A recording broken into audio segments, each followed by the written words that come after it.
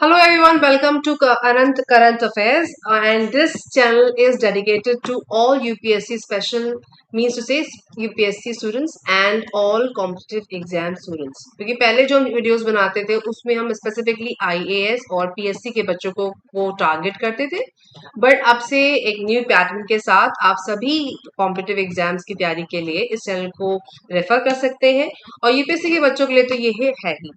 तो आज हम डिस्कस करने वाले हैं कुछ ऐसे ग्राफिकल एक्सप्लेनेशंस जिनके ऊपर सवाल बनते हैं और साथ ही साथ बच्चे ये भी कंफ्यूज रहते हैं कहाँ पढ़ें, कैसे पढ़ें, क्या करें, क्या ना करें।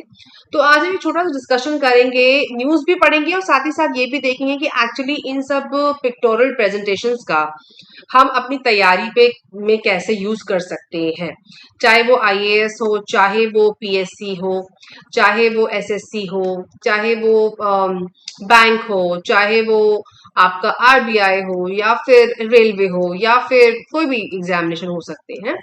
तो उसमें अगर आप देखें कि छोटे छोटे पिक्चर्स का प्रेजेंटेशन अगर इतना हेल्पफुल होता है और कभी कभी उनसे ही न्यूज बनती है। फॉर एग्जाम्पल आप यहाँ देखिए लिखा हुआ है जेंडर स्पेंडिंग, मतलब gender spending moving the needle.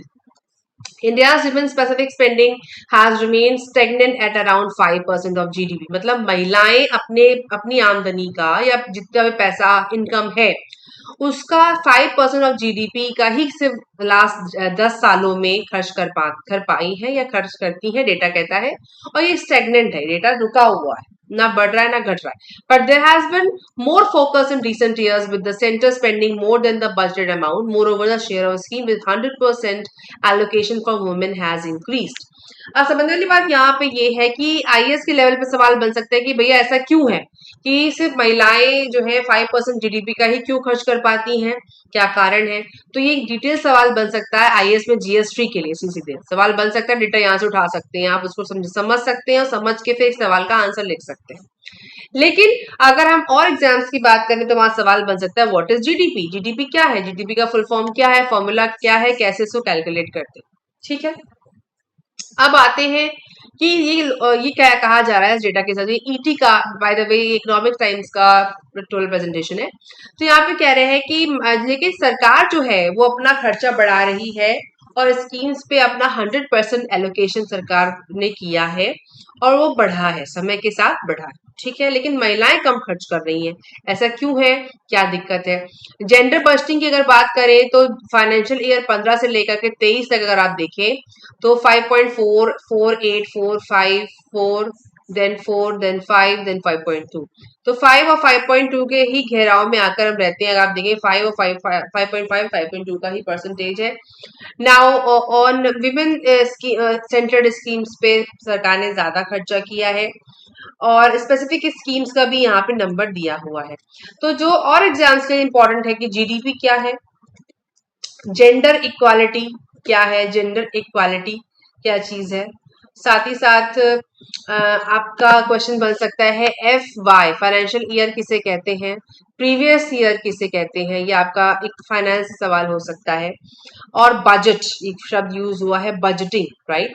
तो बजट क्या होता है, बजट को सिविक्स में सवाल बन सकता है, किस सेक्शन में, क्या बजट जो शब्द है वो हमारे कॉन्स्टिट्यूशन ऑफ इंडिया में आता है या नहीं आता है, सिविक्स में सवाल बन सकता है। या फिर फाइनेंस बिल पे सवाल बन सकता है कि फाइनेंस बिल किसे कहते हैं और इसे कैसे पारित किया जाता है, कौन कौन सी क्या क्या किससे रोल होते हैं वो पूछा सकता है। फाइनेंस बिल कब माना जाता है, सिविक्स में सवाल बन सकते हैं। तो यहाँ पे मैं आपको कवरेज दिखा रही हूँ कि एक पिक्टोरियल प्रेजेंटेशन से कितने तरह के सवाल बन सकते हैं। अगर आप चाहें तो बैठे बैठे सिविक्स और फाइनेंस और साथ ही साथ जो सोशो इकोनॉमिकल जो डिसबैलेंस है, जो जीएस2 और जीएस1 में पूछा जाता है कि भैया ये जेंडर डिस्पैरिटी क्यों है, कि खर्चे में भी डिस्पैरिटी है, महिलाएं कम खर्च करती हैं, इसके ऊपर भी एक स्पेसिफिक सवाल बन सकता है। तो वो भी हम यहाँ से उठा सकते हैं। ठीक है, अब आते हैं फैक्चुअल डेटा पे कि noble sorry my mistake, Nobel prize मिलते हैं तो उसके ऊपर लिस्ट धीमे धीमे आती है। तो अब जो मेडिसिन का नोबेल है for scientist behind mRNA Covid vaccination के जो mRNA के साइंटिस्ट है उनको मिला है, जैसे कैथलीना करिको एंड जो विस्मैन।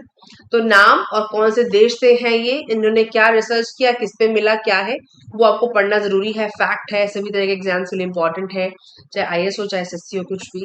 और अभी और भी मेडिसिन के, मैथ्स के और आपके हर क्षेत्र के अलग अलग नोबल डिक्लेयर होंगे, तो वो आप फैक्चुअल रख सकते हैं, अपने पास लिस्ट बना के रख सकते हैं और नोट्स में इसको ऐड ऑन कर सकते हैं। नाउ अब आते हैं नेक्स्ट पिक्टोरियल पे। ईटी का ही न्यूज है, अगर आप देखें possibly first such tightening cycle. देखिए टाइटनिंग साइकिल पे एक सवाल आया से पूछा गया था कि मॉनेटरी टाइटनिंग किसे कहते हैं। सवाल आया था, मैं लिख देती हूँ यहाँ पे, मॉनेटरी टाइटनिंग जो शब्द है, मॉनेटरी टाइटनिंग किसे कहते हैं।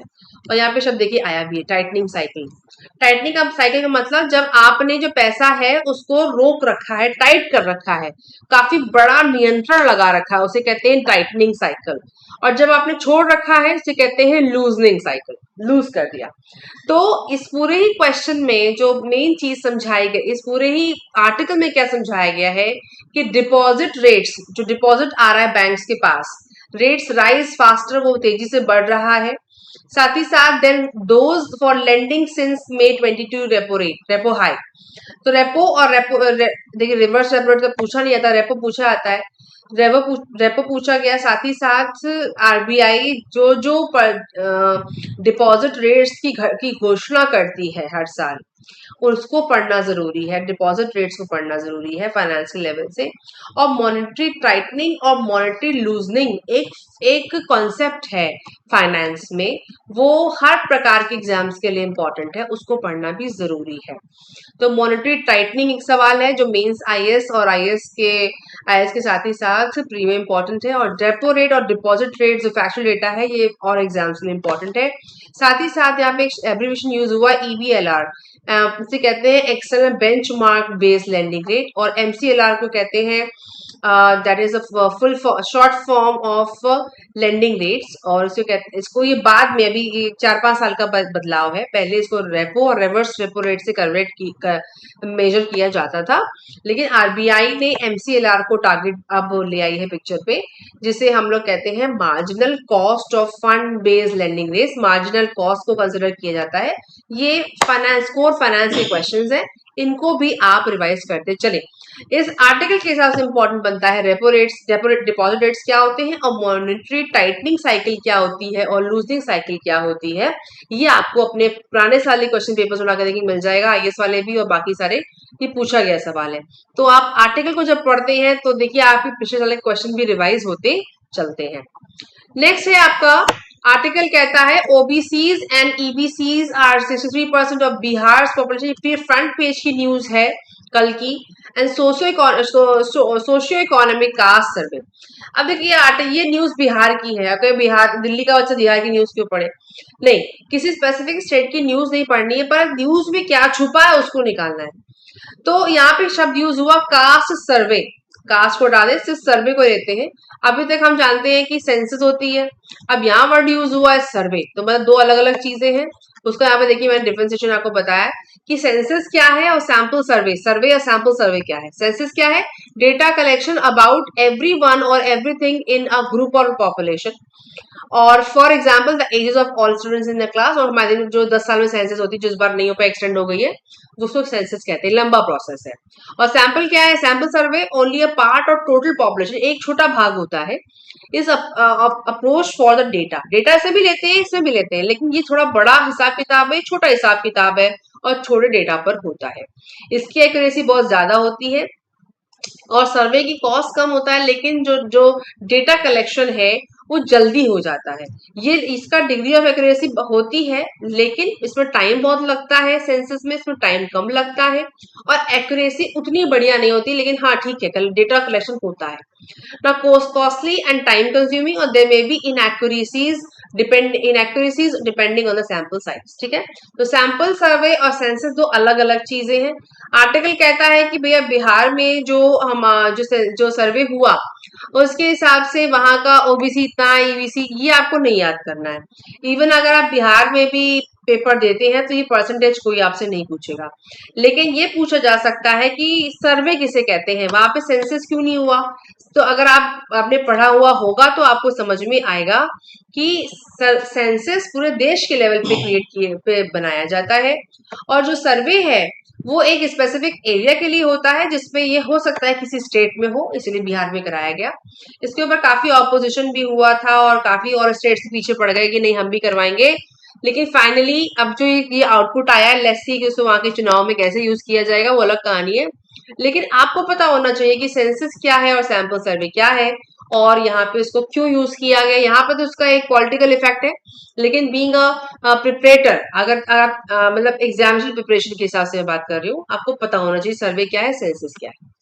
नाउ ये स्क्रीनशॉट भी ईटी का है। Renewable job double in 10 years। अगर वो ये कहा जा रहा है कि रिन्यूएबल जॉब्स डबल, जो जॉब्स है रिन्यूएबल मतलब जो हर साल बदलती है या रिन्यू होती है। रिन्यू का मतलब है, रिन्यूएबल मतलब एक तो वर्ड होता है कि जो रिन्यू हो जाए 1 साल में 2 साल में, और एक शब्द आता है रिन्यूएबल एनर्जी, जिसको हम कहते हैं solar power, bio energy, hydro power, यहाँ लिखा भी हुआ है।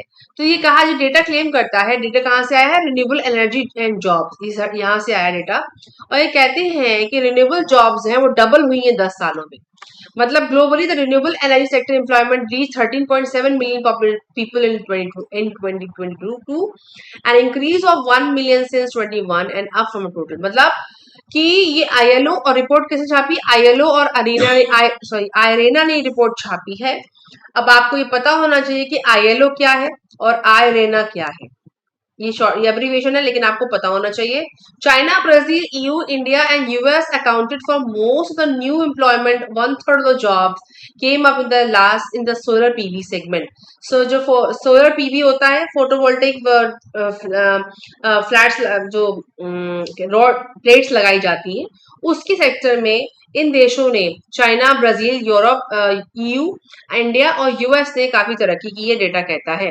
उसमें क्या आते हैं, सोलर फोटोवोल्टेइक आते हैं, विंड एनर्जी आती है, bio energy, solar energy, heating cooling, hydro power, others. ये फैक्ट है, ये फैक्चुअल डेटा है। तो 2012 से लेकर के 22 तक के डेटा को यहाँ पे ला के दिखाया गया है आपको, राइट। तो अब एक सवाल इससे बन सकता है कि रिन्यूएबल जॉब्स क्या होती हैं, उनमें क्या क्या आता है, कौन से वो देश हैं जो इसमें तरक्की कर रहे हैं। ये मेंस का सवाल बन सकता है कि भैया आईएलओ ने डेटा रिलीज किया है, आईएलओ कौन कौन डेटा रिलीज करता है, आयरिना कौन कौन से डेटा रिलीज करता है, जिसे कहते हैं international renewable energy agency, IRENA। ये आईएलओ और IRENA दोनों ही आपको पता होना चाहिए, क्योंकि ये आपको फैक्ट बना रहा है। ये एक एमसीक्यू में पूछा जा सकता है 2 नंबर 1 नंबर में, और मेंस में सवाल बन सकता है कि ऐसा क्यों है, इसके पीछे क्या कारण है कि रिन्यूएबल जॉब्स में तरक्की हो रही है, बाकी जॉब्स स्टैटिक है क्या। अब वो डिटेल तो यहाँ पे दिया नहीं है, लेकिन आपको पता करना है कि ऐसा क्यों है, इसके पीछे कारण क्या है। ये मेंस के आईएएस के लेवल की बात होगी। फैक्चुअल में आपको एक फैक्ट है, पता होना चाहिए कौन से देश तरक्की कर रहे हैं और रिन्यूएबल जॉब्स क्या होती है। तो ये था हमारा 3rd of अक्टूबर का, 2nd और 3rd of अक्टूबर का डेली न्यूज डिस्कशन, और आई होप ये आपके लिए हेल्पफुल रहा होगा। बिल्कुल भूलिएगा मत पुराने सालों के क्वेश्चन पेपर्स को उठा के रिवीजन करना। और अगर आपको ये वीडियो की प्रेजेंटेशन पसंद आई हो, आपको इसका कॉन्सेप्ट समझ में आया हो, तो give me a big thumbs up, like, share and subscribe का button. Thank you for your support, और मिलेंगे आपसे नेक्स्ट वीडियो में। तब तक तैयारी करते रहिए।